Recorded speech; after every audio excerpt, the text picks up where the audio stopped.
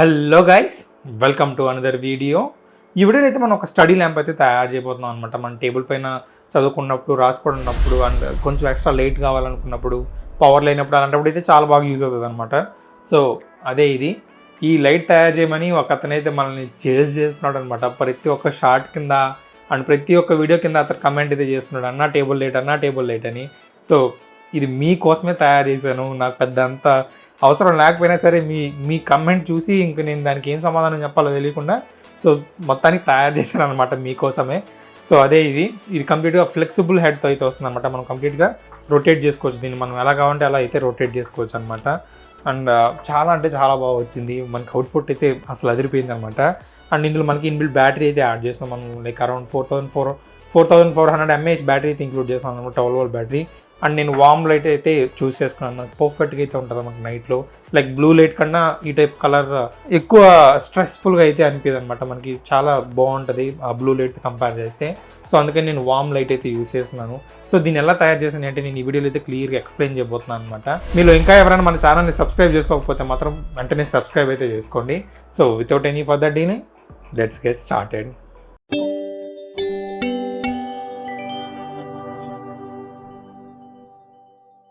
నేను ఈ లైట్స్ అయితే తీసుకున్నాను అనమాట. ఇవి 12 volt లైట్స్. ఇవి వామ్ కలర్ అయితే వస్తాయి అనమాట. ఇవి కూల్ వైట్ కంటే మనకు వామ్ వైట్ అనేది చాలా బాగుంటుంది, కంఫర్టబుల్గా ఉంటుంది అనమాట మనకి చూడడానికి అలాంటి వాటికి. కాబట్టి నేను ఈ లైట్స్ అయితే చూస్ చేసుకున్నాను.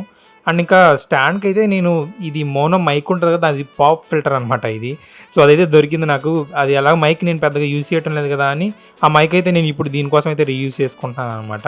నేను ఇక్కడ పాప్ ఫిల్టర్ ఉంది కదా, దీన్ని అయితే ఓపెన్ చేస్తాను. చూడొచ్చు, మనం ఈజీగా ఓపెన్ చేయొచ్చు అనమాట. ఇది జస్ట్ ఒక ఫిల్టర్ మాత్రమే కాబట్టి ఈజీగా అయితే ఓపెన్ చేయొచ్చు. వన్స్ వచ్చేస్తే మనకి ఈ రింగ్లో అయితే మనకి లైట్స్ అన్ని పర్ఫెక్ట్గా అయితే ఫిట్ అయిపోతాయి. బట్ మనకి వైర్ లోపల తీసుకోవడానికి అయితే ఈ పైప్ అయితే యాక్చువల్గా హోల్ అయితే ఉందన్నమాట కింద. మనకి ప్రాపర్గా ఈ పైప్ మొత్తం లోపలైతే స్పేస్ అయితే ఉంది మనకి వైర్ తీసుకోవడానికి. బట్ టాప్లో అయితే కంప్లీట్గా ప్లాస్టిక్ అయితే కవర్ చేస్తున్నారు అనమాట. కాబట్టి నేను ఇప్పుడు ఏం చేస్తానంటే డ్రిల్ అయితే చేసుకొని ఆ డైరెక్ట్గా పైప్ దగ్గర దాకా హోల్ అయితే పెడేస్తాను. సో దట్ మనం వైర్స్ అయితే తీసుకోవచ్చు. చూడొచ్చు, ఈ విధంగా అయితే డ్రిల్ చేసాం, మనకు పర్ఫెక్ట్గా అయితే హోల్ అయ్యిందనమాట. అండ్ ఇన్సైడ్ మెజర్మెంట్ అయితే తీసుకొని నేను ఒక పీవీసీ షీట్ అయితే కట్ చేసుకున్నాను అనమాట. చూడొచ్చు, ఈ విధంగా అయితే కట్ చేసుకున్నాను. ఇదైతే మనకి పర్ఫెక్ట్గా లోపలికి అయితే ఫిట్ అయిపోతుంది. చూడొచ్చు, ఎగ్జాక్ట్గా అయితే ఫిట్ అయిపోయింది అనమాట టైట్గా. సో వన్స్ ఈ విధంగా ఫిట్ చేసిన తర్వాత నేను ఏం చేస్తానంటే ఫెవిక్విక్ అయితే యూజ్ చేసుకొని దీన్ని ఇలానే అంటించేసుకుంటాను. సో దట్ మనకి కింద బేస్కి అయితే ఉంటుంది అనమాట, మనం ఎల్ఈడీస్ అవి యాడ్ చేసుకోవడానికి. కాబట్టి నేను ఫెవిక్విక్ అయితే వేసుకొని స్ట్రాంగ్గా అంటించేసుకుంటాను. వన్స్ అంటించేసిన తర్వాత ఇప్పుడు మన ఎల్ఈడీస్ ఉన్నాయి కదా, వాటిని అయితే సపరేట్గా కట్ చేసుకుంటాను. సో దట్ మనం ఎలా కావాలంటే అలా స్టిక్ చేసుకోవచ్చు అనమాట.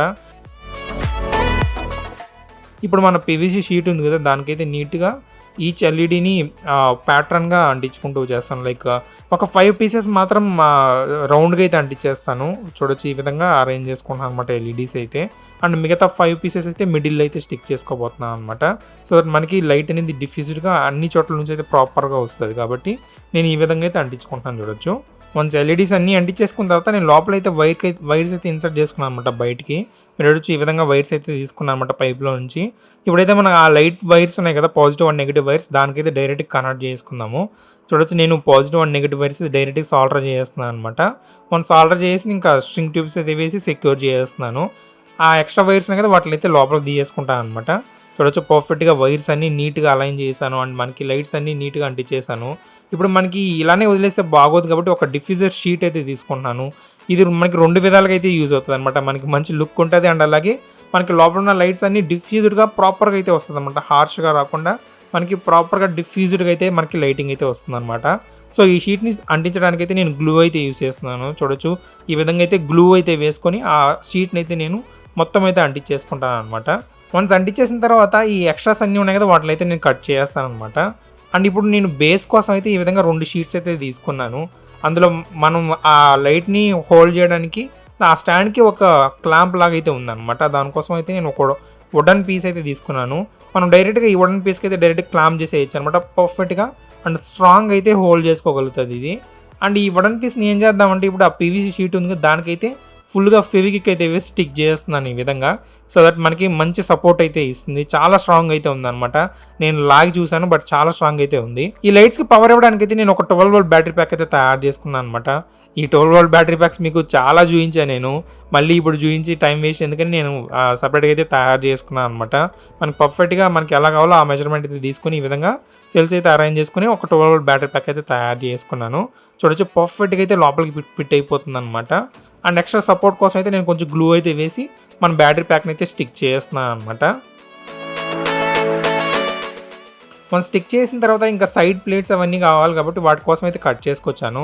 వీటిని ఏం చేస్తామంటే స్టిక్ చేసి నేను హీట్ చేసి అయితే బెండ్ చేసుకుంటాను సైడ్స్కి. సో మనకి కంప్లీట్గా 4 సైడ్స్ అయితే అంటించేసుకోవచ్చు అనమాట ఈ షీట్స్ని. చూడొచ్చు నేను కంప్లీట్గా హీట్ చేసి అయితే మొత్తం అంటించేసాను అనమాట.